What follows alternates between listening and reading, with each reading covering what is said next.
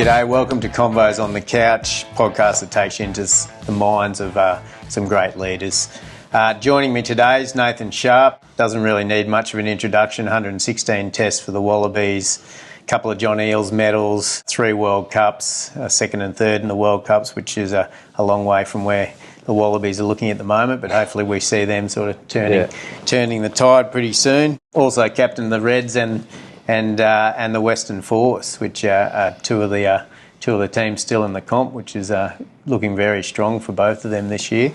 Currently a director at Talisman and transitioned obviously from the heights of rugby into the business world. So we're trying to get some insights out of him. I was fortunate enough to play in Junior Reds and the QAS with Sharpe. We're going back a while there. Yeah, we are. It was back when we both had hair. Yeah, I think it was. I had long blonde hair and right. was from the Queensland country system, and Sharpe had hair and came out of TSS, and I think he used me more as a speed bump, and then he continued to go on to great things in the rugby arena. So, mate, thanks a lot for joining me. Thanks for having me. We're usually sharing a beer over a bar rather than sitting on the couch. It's a bit different to holding a fishing rod or sharing a beer, that's for sure. Yeah. Mate, you've played at the highest level in rugby. You're now in the business world. Give me a bit of a rundown, I suppose, on how your leadership into the new industry is sort of, and where you've come from, how that sort of blossomed.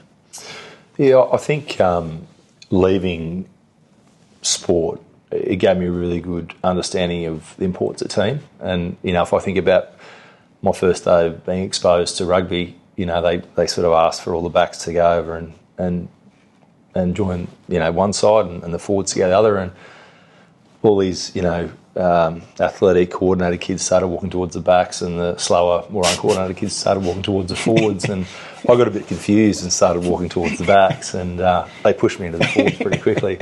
So I guess what it did do, though, because particularly union is such a team-based game where everyone's got unique strengths and they can contribute in different ways, I think that really set me up for post-rugby, because I came into business understanding that I wasn't the smartest person. Some of the things I did weren't going to add value, but some of the things that I did bring to the team were going to add value. So I think taking that confidence from being in a team really translated really well into, I guess, the next phase of my career, mate. Yeah, right. And, mate, what was it a huge challenge, that transition? Because, you hear the stories of sporting people moving out of the sporting arena and sort of get a bit lost, where you've seemed to have grabbed it and, you've gone through, you're in the labour hire recruitment game, which I've been in for, hence why I've got no hair now. Until we lost our hair. Until we lost our hair, and then you moved on to Talisman. I'm still in it, losing more hair, but I haven't got much left. But, I suppose that transition, how did that look? Well, mate, I think first and foremost, I got really lucky. I was surrounded by good people. Mate, Samo, we started a labour hire company in an industry that I didn't really know a lot about, construction, and then into mining. You and I crossed paths heaps of times through that period of time, and then it gave me the opportunity to learn, the industry, but then also more acutely around business principles and processes, So I think I got lucky in that sense. Took a bit of a risk doing something, starting up on our own, and I think just that support was a great way of finding my way outside of rugby. And I think when I look at some of my other mates that have retired, they probably haven't had the same support structure around them. So in a lot of ways, I've always sort of thought the harder you work, the luckier you get. I was happy to work hard, and as I said, I got lucky with the right people around me, I think. Yeah, it's interesting that work hard ethic, isn't it? Like it, and comes from that sporting background, but it's so critical. If you have to work hard, because if you haven't done it today, you're just going to have to do double the effort tomorrow. Like whether it's a sporting environment or it's a work environment, sporting is a prime example, because if you're not training your ass off, you're going to pay for it on the paddock, and it's the same in the business environment. If you miss it today, it just means you double work tomorrow, and then it's triple work, and then it gets ahead of you. So it's a good shout out, man. And I remember when I first came into the Queensland Reds, one of the greats of Australian rugby. I was only a young guy. I probably thought you just had to turn up to all the training sessions. And Tim Horan grabbed me at the end of the first year, and I hadn't really progressed too far. And we were going into pre-season training over Christmas holidays, and he grabbed me and he said, "Hey, mate, the harder you work when no one's looking, the further you're going to go in this game. And, you know, you can take that in multiple different ways in a sporting context. You know, the discipline around diet, training, you know, the additional stuff you need to do to get better, and the discipline and standards you've got to put around that. So that's probably the way I took it, and I still to this day take that into my business life. And mate, I know, you know, I get emails from you at 2 o'clock in the morning, mate. So I know you're pretty cut from the same cloth, mate. That's only because I've got bad sleeping habits. Maybe you combo. Yeah. Mate, strong teams, like you've been part of some unbelievable teams over the years. Yeah, it's all about cohesion, it's all about leadership, it's all about sort of working together for the same goal, and then additionally about, you know, the culture of those teams. I remember catching up with you one time and you said, you know, a certain person that was involved in the coaching of the Wallabies, and the rules changed where if you turned up late, then you're allowed in anyway, where the rules before were, you know, strict rules. If you don't turn up, well, you're disrespecting the team. Yeah. How have you sort of, I mean, you can probably put it in better words than I, but how do you see that cohesion of a team, and how that sort of interacts with your learnings from the sports to, I suppose, into the business? Yeah, and Tommy, it's a good shout out, and you know, it was Robbie. We'd had a certain way of operating for a long period of time as a Wallabies team, and you know, he came in and he wanted to make some changes. And one of the things that when I reflect on the way that the team went then was we had all these standards that had been in place for a long period of time, but we never actually took the time to sort of reset and say, well, let's create a charter or, you know, a way about things that are non-negotiables, and create standards and some guidelines for people to operate off. And that creates alignment in a lot of ways because people understand the expectations around it. And then what it actually does too is helps teams become self-regulating because, you know, they know what each other expects of each other.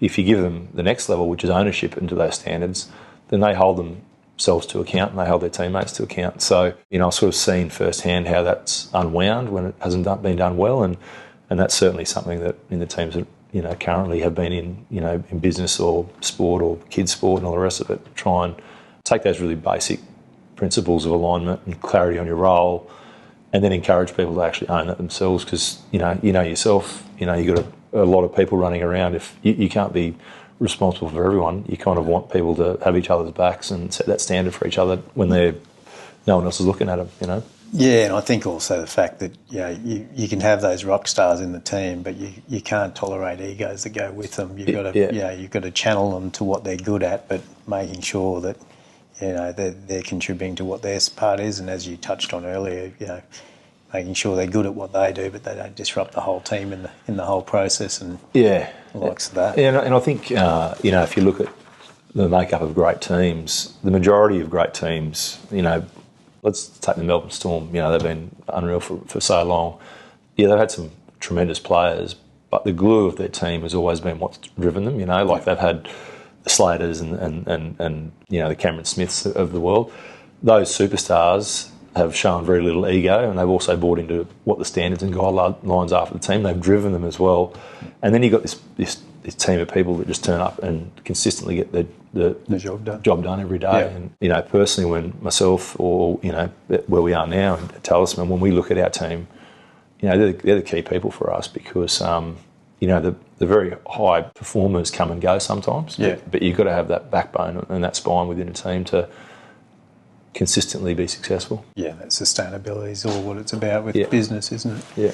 And mate, from that, going on from that, you know, how do you turn a group of individuals, I suppose, into a team? Like, it's a bit of a, you know, as you said, you've got some standouts, but how do you sort of coerce them to go all in the right direction, I suppose? Yeah, that's like the panacea, right? Everyone wants to get that right because it's often difficult. But I read a good segment out of Ivan Cleary's book around, you know, culture is like a garden. If you don't proactively water it, it dies. Yeah.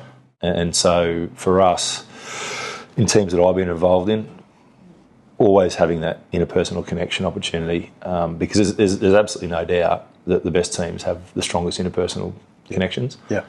Difficult to maintain as you get bigger, obviously, but you can break those into smaller teams. But always working on the opportunity for people to get more out of each other as a team. And, you know, I say that in the sense that if you think about all the great teams you've been involved in, or, you know, the people that are listening, I can almost guarantee you the best teams that you've been involved with are the ones that you want to go and have a reunion with and catch up with people, because you form really strong bonds through good times, through adverse times, and getting back to what we were talking about before, having a bit of a charter about how we're going to operate certainly helps everyone pull in the right direction. And a lot of teams kind of just hope that that's going to happen, and it doesn't always work out that way unless you actually put some focus on it. It's like anything, if you want to fix something or grow something, you've got to continually focus on it. So it's not always easy in business, because you have some tough days and people get distracted. So where I am at the moment, we put time aside every year and just go, right, no matter what's going on, we're going to get this done.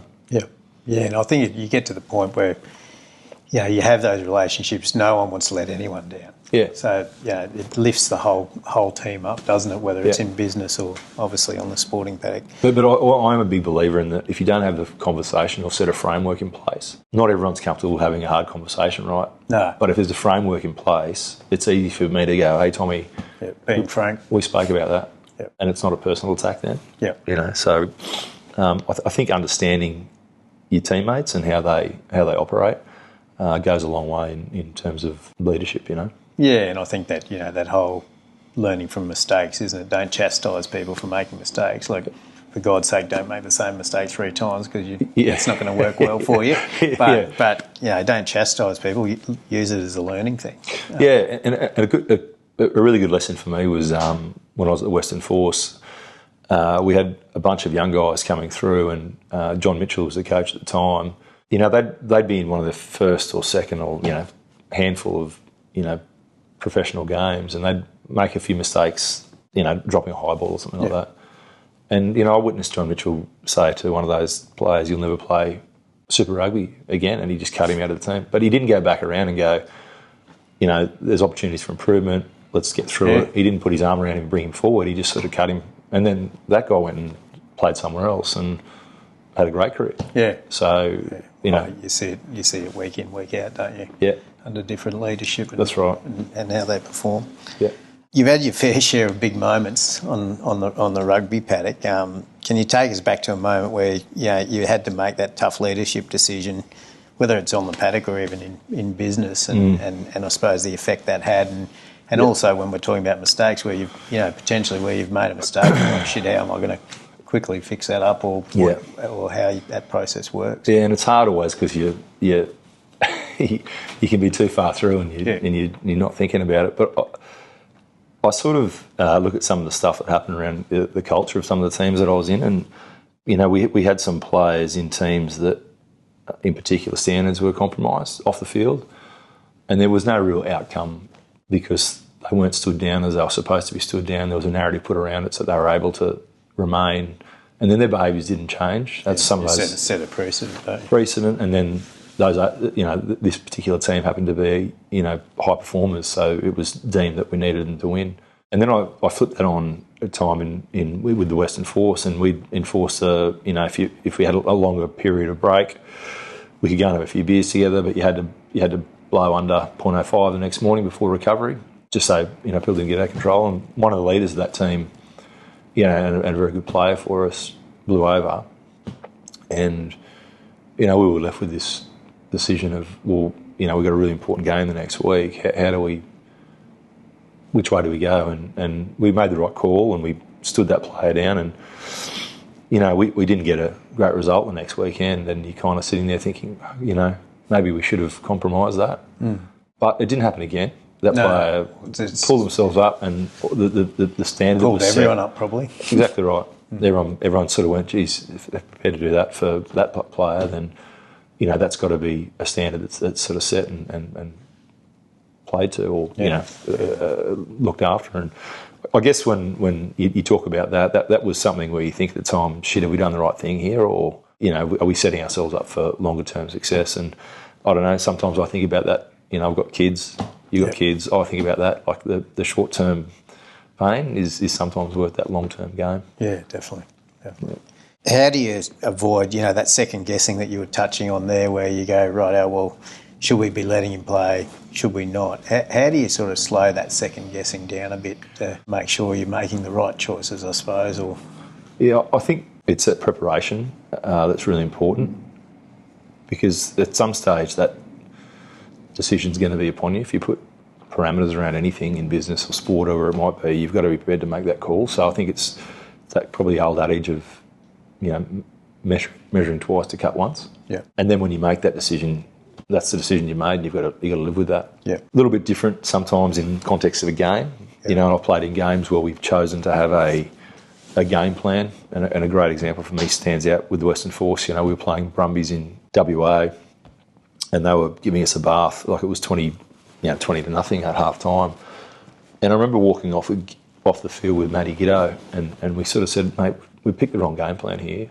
And we just said, look, we just need to change a few things, and I think we're in the game.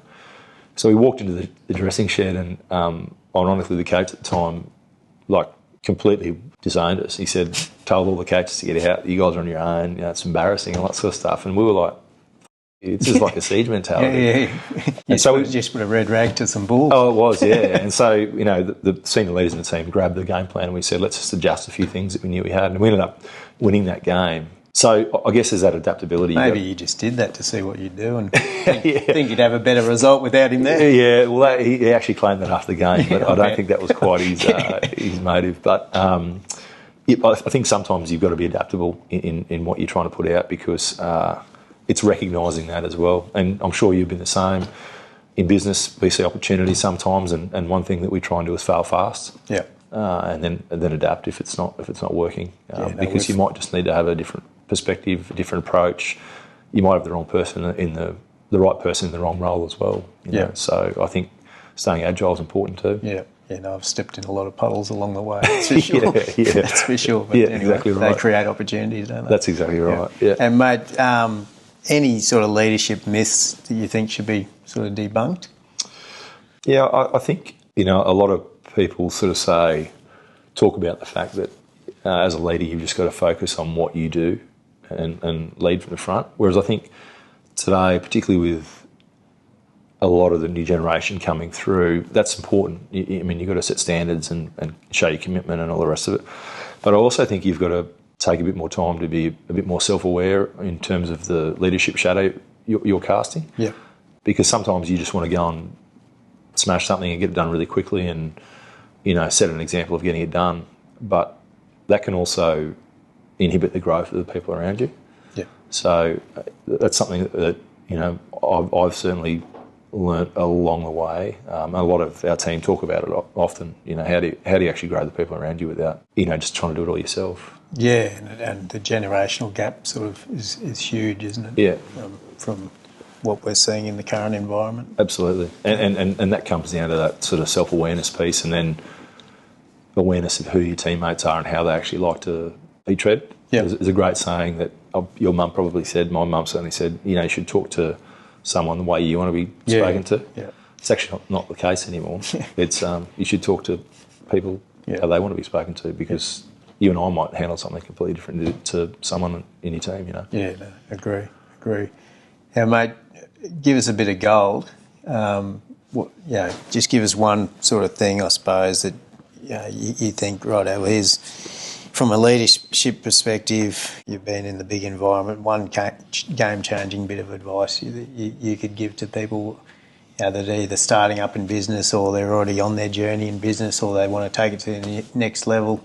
It's a bit of a hard question, I reckon, but because there's so much stuff. But can I give you two? Yeah, go for it. Give me three if you want. No, good. No, two's enough. That's about my capacity, I think, too. So the first one I think that I have taken from sport is that in sport you plan, you prepare, you perform, and then you review.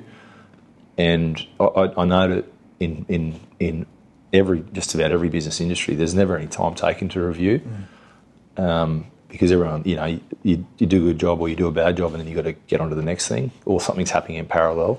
It's actually taking that time to review where you've gone wrong. And a really good example of that for me was when I was younger in the Queensland Reds, just came into the first season. It was 1999, and we were playing Otago. It was for the top, we were top of the table, last game of the season. We needed to win this game to stay on top of the table and get an easier semi-final draw.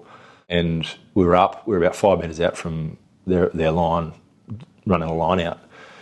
And was like a delayed ball, so I went back, went up, and the ball went just over and touched my fingers, and anyway, they caught it over the back of the line out and ran 95 metres to score. We lost that game, put us up against the Crusaders in the semi, and we just lost that game. So we not one you want to be up against. Yeah, so when we went to review the game the week before we went into the semi against Crusaders, typically we'd review the whole game, and anyway, it froze on this line out, and I was thinking, it's just the hooker's fault, like he's thrown it too far. And one of the guys sort of stopped it before it played, and he said, "Hey, Sharpe, how many steps are you supposed to go back in your line out?" And I said 3, and he said, "You sure 3?" I said, "Yeah, 3. We'd rehearsed it a lot, and I knew it." Anyway, he's played the tape. I've gone back 2 steps, so you can imagine, like, if I'd have gone back another step, I would have landed perfectly in my hand. It's not like me taking 3 steps either. It's a fair distance between I probably would have caught it on the chest. And so, that moment highlighted the fact that I hadn't actually paid any attention to the detail that I was supposed to put into the game, or into that aspect of the game, and consequently that had huge ramifications on the outcome of the season for us. And we stopped the tape, and that was kind of the review. And I was like, Jesus, it felt pretty bad. That's harsh. It's pretty harsh. But I tell you, I never took 2 steps ever again. And it just highlighted to me the importance of actually taking the time. Because if that hadn't happened, then maybe I wouldn't have had detail in my career going forward that stood me well for the test of time.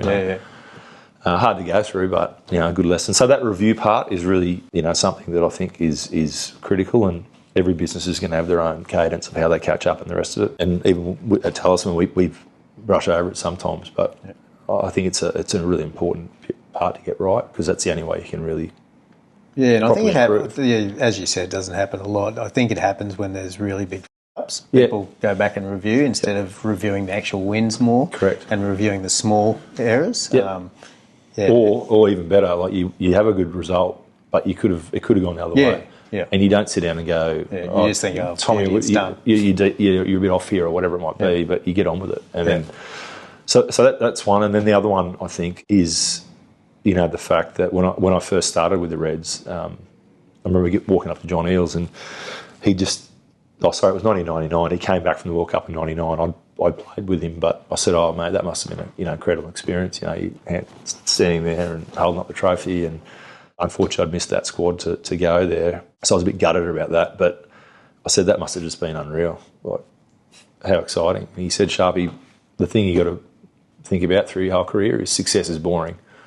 And I was like, "Oh, it looks pretty exciting to me, mate. Like, holding up trophy, having a beer, and all the rest of it." But what he was actually saying is that it's the small things you do every day consistently that get you to that outcome. Yeah. And so holding up that trophy is just an outcome of all the small sacrifices and disciplines and standards you put along the way. And I think that's the same in business as well. You don't always get things right, but if you do the small things well consistently that make an impact over a long period of time, then it puts you in the best place to give you an opportunity to find that success you're chasing. Yeah, it's a bit of that 20-mile march, isn't it? Yeah. Just keep on plugging away, because as soon as you stop, it's going to hurt you further down the line. That's right, yeah. And mate, you got some pretty good stories. I've heard a few, and some of them you may not want to repeat on this, but mate, give us a story. You don't have to name names, or you can. Yeah. Where you're going, oh, for f***ing sake, why'd you do that? Sort of thing. Well, mate, I was actually going to pivot this one a bit, because you gave me a bit of a heads up on this one. So I'll probably go a bit off target and just talk a bit more fun about that. So it was the year after the 2011 World Cup, and we'd kind of been bundled out in. We won the third place playoff, so we came third. Yep. And a couple of us, that was on the Friday. The World Cup was on the Sunday. World Cup finals on Sunday, and then everyone sort of headed home on the Saturday. But myself and a couple other guys stayed back and had a long lunch with some mates over in the Aqueduct Viaduct, not Aqueduct, in Auckland. And we had a big afternoon, and we ended up on a big boat. It was someone's 50th, like a massive boat. We didn't really know how we got on there, and ended up Bob Hawke was on there. Yeah, right. And so obviously, he was synonymous with being able to scull pretty quickly and all the rest of it. And so as the night kind of wore on, someone had sort of lined up a boat race. A boat race. and there was 3 or 4 Wallabies there, and I got nominated to go up against Hawke, and so I stood up there sort of wondering how's this going to go, because I knew he was quick, and so I was a bit anxious. Famously quick. And anyway, the whole crowd sort of started cheering, and we get set up and ready to go, and I've just sort of launched into it and gone as fast as I could, and I finished, and the whole crowd started cheering, and then as I finished, they started booing, and Hawke at the time must have been close to 80, and as I sort of put it down, I looked across, and he was sort of still just like slowly just chugging away, like he lost a lot of his speed, and so the whole crowd's booing me, and I'm sort of standing there feeling like an arsehole. I've just gone way too hard on someone who's lost a bit of capacity around being able to do that. Anyway, he finally finishes, and he holds up his glass, and he leaned across and he goes, "Nah, he spilled some," and he was like, "Winner." And I was like, "Oh, thank goodness for that. He's taking the pressure off me here." And they're all cheering. Hawke's done it. Anyway, he was pretty happy and that he'd won, and then he sort of leaned into me, and he leaned in really close so no one else could hear, and he goes, "I would have had you 20 years ago, man." Did you say you would have had me 10? Yeah. So anyway, that doesn't not a lot of relevance to it. No, mate, that's an awesome story. Yeah. Not too many people had a boat raced against the man that's infamous for it. Yeah, exactly right. Yeah. So had some good times, mate. But as you said, was lucky. Had some great moments. Had some great moments where we failed. We lost the World Cup in 2003. We just didn't perform well enough on the day. We both England and us probably left our better performances somewhere else. But they got the chocolates end of the day. And then I think 2007 World Cup quarter final was probably my best Wallabies team that I'd played in, and we just, for those that remember it, in the semi-final in Marseille, we just had an absolute shocker and got bowed out. So plenty of good times, but there's plenty of times where you want to slink away. But to be on that stage is unbelievable in itself. So it's lucky, mate. Yeah, mate. Well, that's pretty much a wrap. But mate, thanks heaps for taking the time. No worries. Really appreciate it. We can probably crack a can on the couch now that we don't have to do this. But I really appreciate you taking the time, and hopefully, everyone, I'm sure, will get some good lessons out of that. And mate, your career's gone from big to big, so it's great to see, and really appreciate you doing it. Thanks mate. Appreciate it. Cheers, mate. Cheers. Thanks.